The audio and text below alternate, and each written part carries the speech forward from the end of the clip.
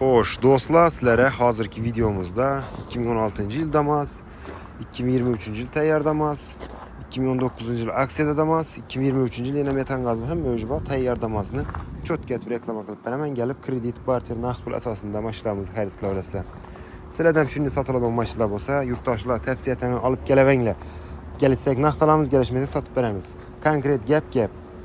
2023 yılı işlep çıkarılan 40 bin probeg yürüyen kraskası lazım metan gazları var. Tayyar Damazımız Bağdat Avtosavoda'da 83 milyon son. Yurttaşlar bahaları etibarət çalıştırıp gelebilirse 83 milyon son. 100% radına. 3 milyon bilen kredi veremiz 5 yıla 2600 milyon sondan düşürüp alıp duran.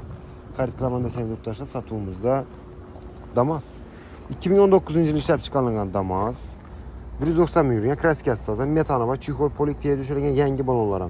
Kuzupta kırılıp çizilip bardakçaylar yok. 61 milyon son. 5 milyon berəsilə adınız ötüb berəmiz, nömrə alıb berəmiz, gərək okuyub berəmiz. 4 yıla kreditə çıxadı 2300 milyon sonunda. Naqd pul 61 milyon son. Gəlsənizdə yenə gəlişdirib berəmiz. 2023-cü il işləb çıxarılan Damas 7000 probeg yürüyen balon, metan, çihol, polik, diye düşürgen çok kısa sınırda maşınımız dım yengi. Pulu 87 milyon son. İna dostlar bakalım. Damaz növbətdəki 2016 ekan bu. 140 min yürüyen kraske zəncərlə də var, metan gazı var. Pulu 48 milyon son. 3 milyon bilen kredi veremiz 2600 milyon sondan çıktı Türkmenistana. Xarid qılama deseniz yurttaşlar Damas satıda Bağdat haftası olan ikinci planla dostlar. Küt kanalımız gelip xarid qilishlarınızı tavsiye etamiz. Gəlib verəsizlər. Rəhmət güzəltib oturğanlarınız üçün.